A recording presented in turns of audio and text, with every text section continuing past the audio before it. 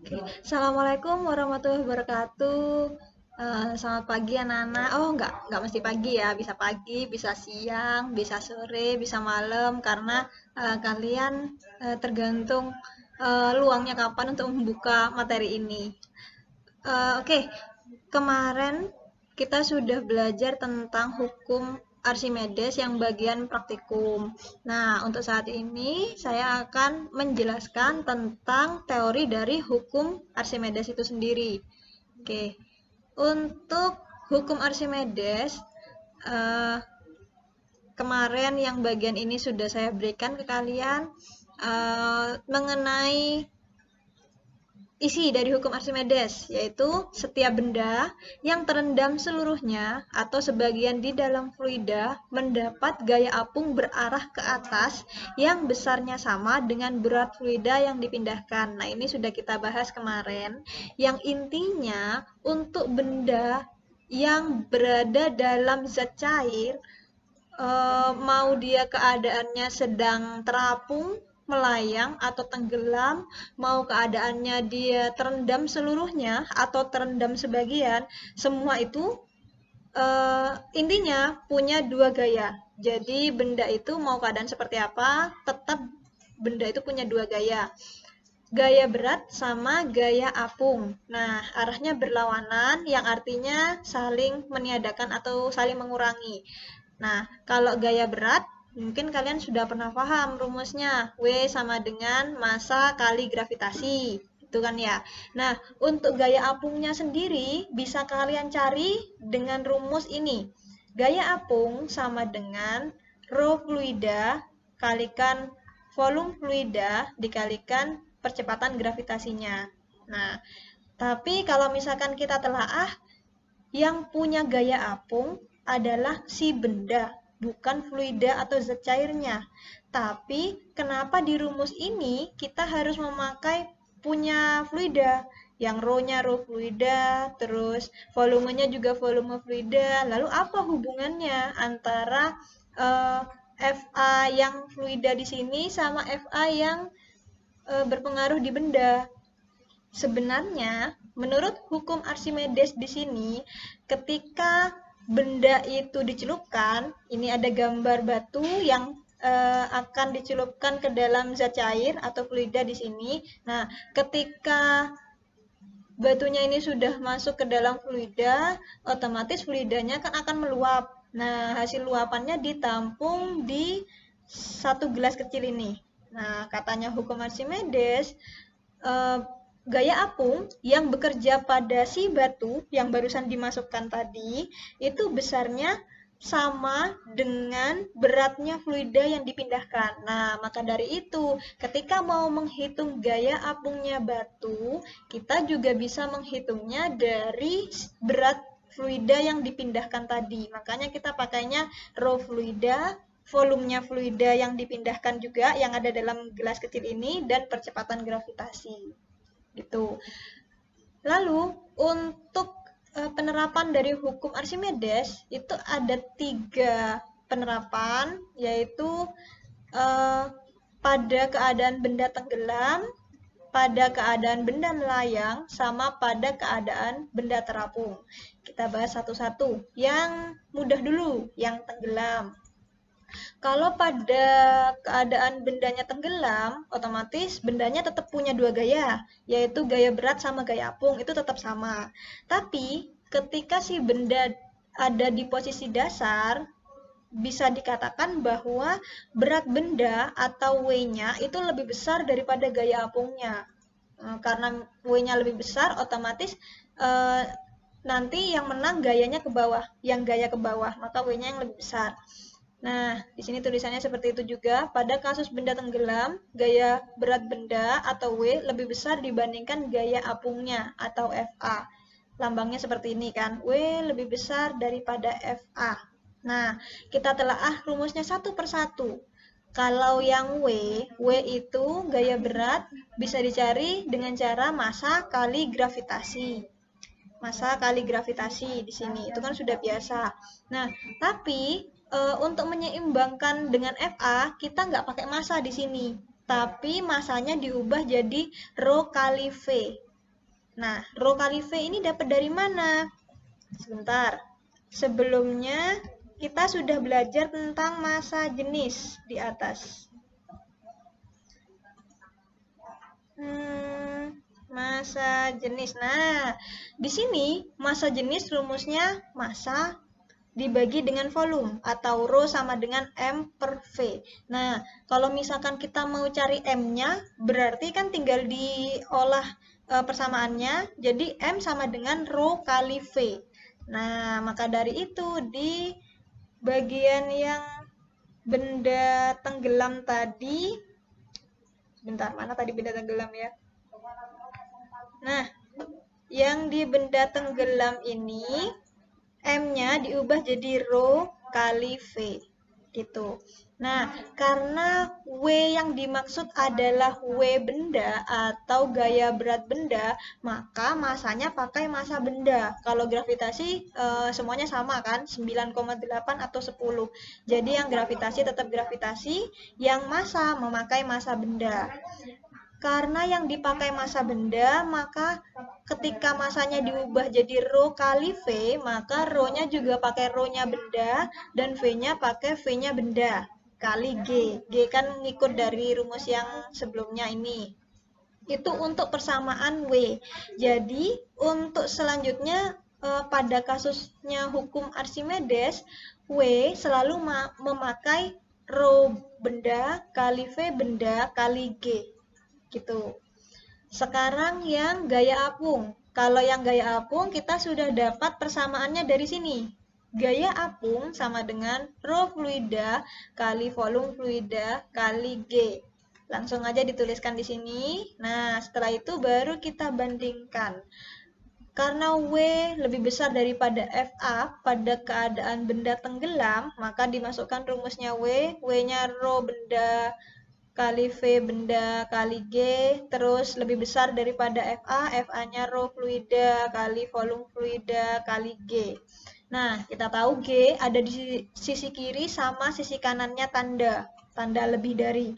Berarti G-nya bisa dicoret, karena G nilainya sama. Maka persamaannya berubah menjadi rho benda kali V benda lebih besar daripada rho fluida kali volume fluida. Nah, setelah mendapatkan persamaan ini belum selesai.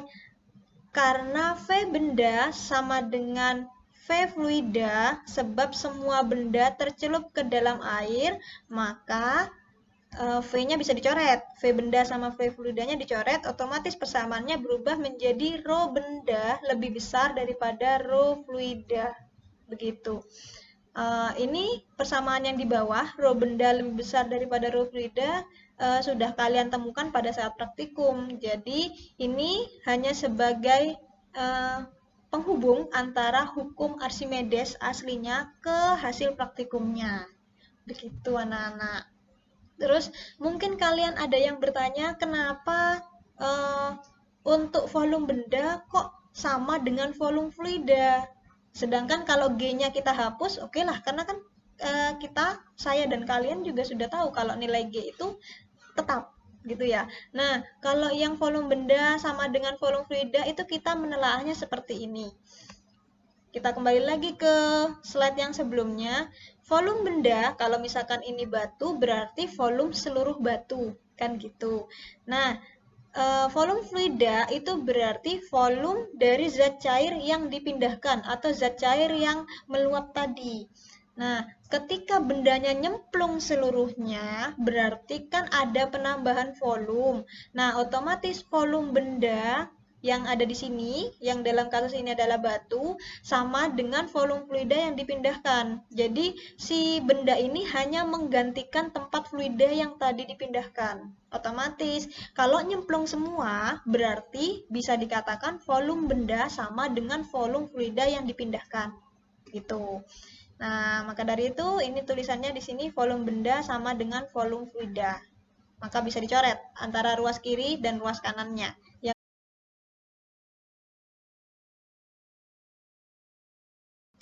Oke, kita lanjutkan tentang benda melayang. Tadi kita sudah bahas tentang benda tenggelam, sekarang benda melayang.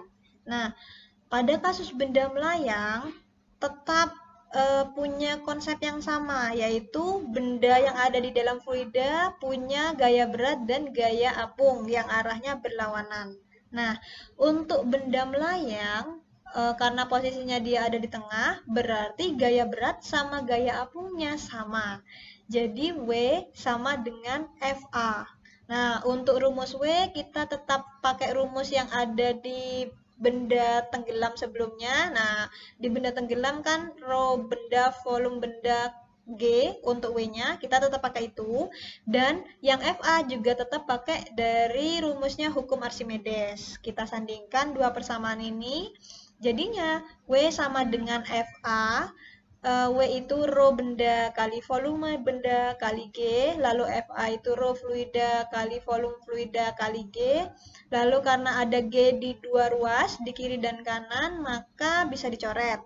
Nah, setelah dicoret, maka hasilnya persamaannya rho benda kali volume benda sama dengan rho fluida sama dengan kali volume fluida.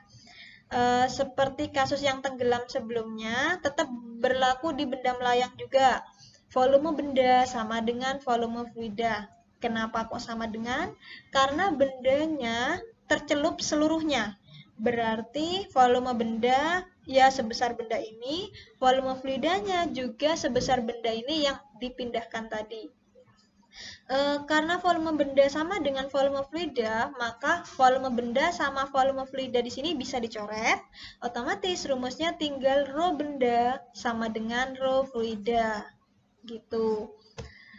Lalu untuk yang benda terapung, pada dasarnya juga sama, dia punya dua gaya di sini, ada gaya berat yang arahnya ke bawah dan ada gaya apung yang arahnya ke atas.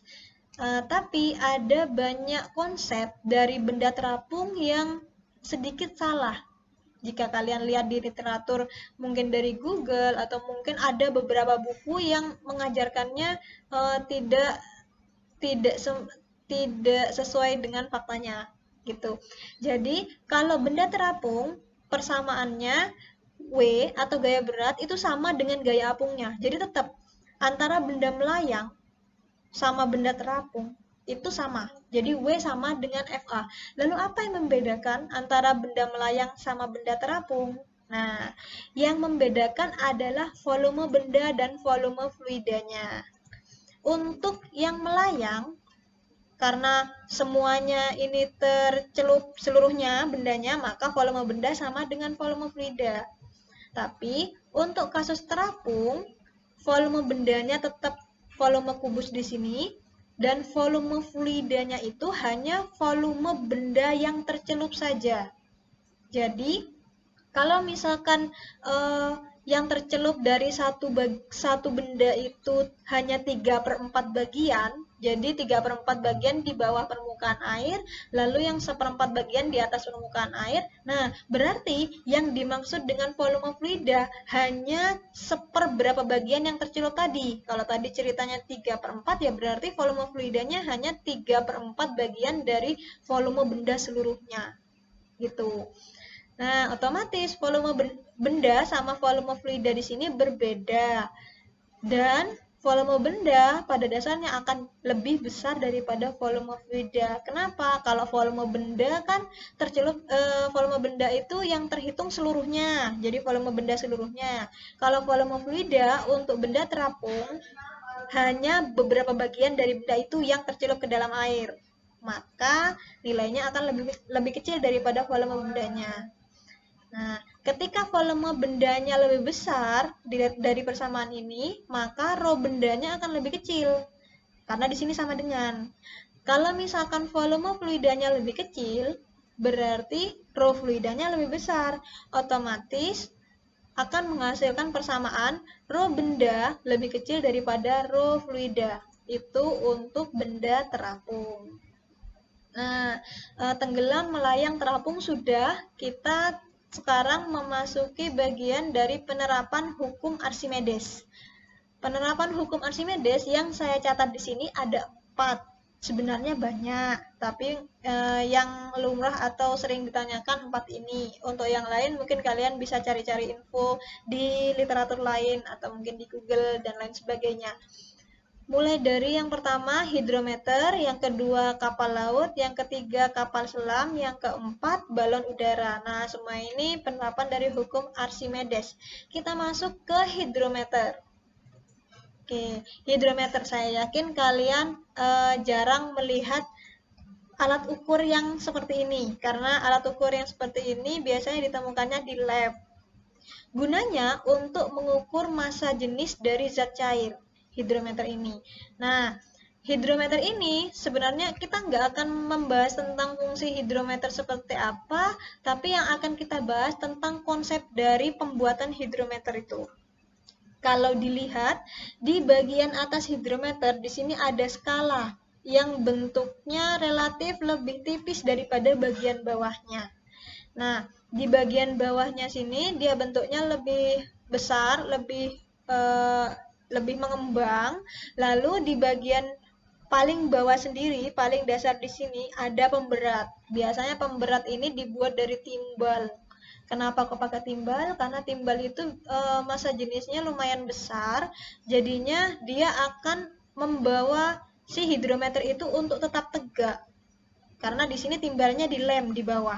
Jadi kalau misalkan ada satu alat yang dia bentuknya besar seperti ini, terus dia tidak diberikan pemberat di bawah, otomatis pada saat dimasukkan ke dalam zat cair, dia bentuknya pasti mencong kemana-mana, jadi nggak lurus gitu. Nah, ketika ada timbal, di sini fungsinya hanya sebagai pelurus saja, jadi biar hidrometernya berdiri sempurna. Jadi pengukuran massa jenisnya bisa lebih mudah gitu. Nah, kenapa kok hidrometer yang bagian bawah ini harus dibikin mengembung? Karena hidrometer ini berdasarkan prinsipnya hukum Archimedes sebelumnya. Nah, sini hukum Archimedes bilang kalau benda yang nyemplung ke dalam zat cair, dia akan punya dua gaya, yaitu gaya apung sama gaya berat. Nah, sesuai dengan konsepnya benda terapung, karena hidrometer itu mempermainkan benda terapung, jadi yang diperagakan adalah konsep dari terapung. Sesuai dengan ininya, sesuai dengan konsepnya, kalau benda terapung itu F apungnya harus sama dengan gaya berat, di sini bilangnya. Nah, otomatis ketika gaya apungnya besar, maka si hidrometer itu akan mengapung jauh lebih tinggi. Jadi yang ada di bawah permukaan zat cair itu lebih sedikit gitu. Nah, maka dari itu dalam pembuatan hidrometer, bagaimana caranya hidrometer itu biar bisa ngapung dengan baik, ceritanya seperti itu. Nah, supaya bisa ngapung berarti gaya apungnya harus besar. Nah, kalau misalkan pingin gaya apung besar, maka dari sini ada rumus gaya apung, rho fluida kali volume fluida kali G. Nah, di sini yang direkayasa adalah volume fluida. Volume fluida yang dipindahkan. Nah, ketika bendanya volumenya besar, meskipun dia tidak berat, alias kalau hidrometer kan dalamnya udara itu yang menggembung tadi. Nah, kalau volumenya besar, otomatis dia akan menghasilkan gaya apung yang besar pula. Nah, volume besar, gaya apungnya juga besar. Otomatis ketika gaya apungnya besar, maka dia akan mengapung sempurna di situ. Begitu. Jadi hidrometer dibikin menggembung di bagian bawah supaya menghasilkan gaya apung yang nilainya besar. Nah, lalu kenapa kok yang bagian atas ini dia harus ukurannya tipis sekali? Nah, karena begini, namanya massa jenis zat cair itu selisihnya nggak begitu banyak, Re. Jadi, kalau misalkan dibikin permukaan yang bagian atas ini segaris atau lurus dengan permukaan bawah bisa, tapi pembacaan skalanya akan jauh lebih mepet. Maka dari itu, biar skalanya rentangnya agak jauh, maka dia agak ditipiskan gitu, terus rentangnya dijauhkan. Itu untuk mempermudah pembacaan skala gitu.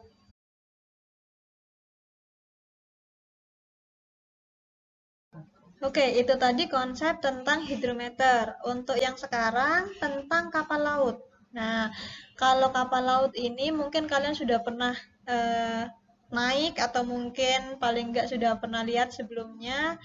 Untuk kapal laut, sebenarnya ada sedikit apa ya, yang sekiranya bisa membuat kalian penasaran, yaitu kapal laut itu kan terbuat dari besi. Nah, tapi besi itu punya nilai massa jenis yang relatif tinggi. Harusnya besi itu tenggelam. Nah, lalu apa yang terjadi pada kapal laut? Kok bisa kapal laut yang terbuat dari besi itu bisa mengapung di air? Nah, konsep yang dipakai untuk pembuatan kapal laut juga konsep Archimedes. Jadi sama dengan hidrometer. Kalau hidrometer kan bilangnya bagaimana caranya biar dia bisa mengapung sempurna. Nah, kalau kapal laut juga seperti itu. Bagaimana caranya biar kapalnya bisa mengapung. Salah satu caranya adalah dengan memperbesar volume dari benda yang tercelup atau volume dari kapal laut. Nah, kalau misalkan volume kapal lautnya diperbesar, volumenya diperbesar di bagian lambung kapal ini. Jadi dia hanya butuh sekian kilo untuk membuat lambung kapal yang segini besar, maksudnya diisi udara gitu biar lebih mudah mengertikannya gitu loh. Nah, ketika volumenya besar, otomatis gaya apungnya juga besar. Ketika gaya apungnya besar, maka benda itu akan mengapung. Gitu. Itu konsep dari kapal laut. Lalu untuk kapal selam ini setingkat lebih sulit konsepnya dari kapal laut. Kenapa? Karena kapal selam di sini dia punya berbagai macam keadaan. Jadi kapal selam itu bisa terapung, bisa melayang, bisa tenggelam, dan bisa kembali lagi terapung seperti itu. Jadi karena kapal selam ini bisa berbagai keadaan, maka harus ada bagian dari kapal selam yang dimodif supaya bisa sesuai dengan keadaan itu. Nah, di kapal selam itu ada yang namanya lambung juga, lambung kapal di sini. Nah, lambung kapal di sini dia punya 4 katup ceritanya. 2 katup di bagian lambung bawah dan 2 katup di bagian lambung atas. Untuk katup sendiri, kalian sudah tahu ya fungsinya, mau dia katup jantung, mau dia katupnya kapal selam, fungsinya adalah sebagai pintu masuk dan pintu keluar. Nah, untuk cerita di kapal selam ini, maka yang bisa masuk sama keluar air laut yang dari katup itu. Nah, untuk posisi terapung, kalau misalkan pengen posisinya terapung, maka katup yang bagian eh, atas ini dibuka. Untuk katup yang bagian atas dibuka, terus katup yang bagian bawah ini ditutup. Dia posisinya terapung. Iya tah. Ulang lagi. Untuk kapal selam, ketika dia dari posisi terapung mau ke posisi melayang, maka katupnya harus dibuka. Nah, ceritanya kalau mau ke posisi melayang, katupnya empat-empatnya dibuka. Jadi katup bagian bawah di sini untuk memasukkan air laut, lalu katup yang di bagian atas ini untuk mengeluarkan udara yang sebelumnya mengisi lambung kapal. Gitu. Nah, ketika air lautnya sudah terisi separuh, ditutup semua katupnya, maka dia akan dalam keadaan melayang. Lalu bagaimana jika ingin tenggelam? Maka sama, 4 katup dibuka, tapi dibiarkan sepenuhnya si lambung kapal ini terisi dengan air laut, gitu. Kalau lambung kapalnya terisi dengan air laut, otomatis dia akan lebih berat, berarti W-nya lebih berat daripada FH-nya, berarti dia akan tenggelam, gitu. Lalu bagaimana agar ketika posisi kapal selam tadi tenggelam terus bisa berubah ke melayang dan terapung? Caranya katupnya tidak dibuka empat-empatnya, tapi yang dibuka hanya 2 bagian bawah. Nah, 2 bagian bawah di sini fungsinya untuk mengeluarkan air laut. Tapi air laut tidak akan keluar dengan sendirinya kalau tidak ada tekanan yang direkayasa di dalam lambung kapal tadi. Maka dari itu, ada satu kompresor yang letaknya di sini yang fungsinya untuk memberikan udara dengan tekanan tinggi sehingga karena tadi udaranya bertekanan tinggi otomatis air lautnya bakal keluar dari katup. gitu. Jadi ketika air lautnya sudah keluar separuh, maka kalau misalkan katupnya ditutup, maka dia akan dalam keadaan melayang. Kalau misalkan air lautnya dikeluarkan seluruhnya, jadinya lambung kapal ini terisi udara, maka dia akan kembali dalam keadaan mengapung. Karena namanya kapal selam itu tidak apa ya, tidak terus-terusan ada di atas karena dia fungsinya untuk eh, apa ya, pertahanan. Jadi biasanya untuk kendaraan untuk bersembunyi di bawah. Jadi dia harus bisa dalam keadaan tenggelam, tapi juga harus bisa dalam keadaan terapung karena kapal selam harus diisi orang. Kalau orang kan harus terapung dulu baru terisi orang gitu. Kalau misalkan dalam keadaan tenggelam terus orangnya masuknya dari mana gitu. Nah, karena itulah maka kapal selam di sini dilengkapi dengan bagian-bagian yang direkayasa sehingga dia bisa punya 3 keadaan, yaitu bisa dalam keadaan terapung, bisa dalam keadaan melayang, dan bisa dalam keadaan tenggelam.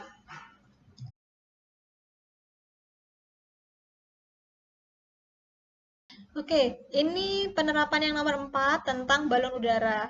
Nah, kalau 3 penerapan sebelumnya kita berbicara tentang zat cair, jadi ada kontribusi zat cair di situ. Kalau yang balon udara ini kontribusinya dengan udara.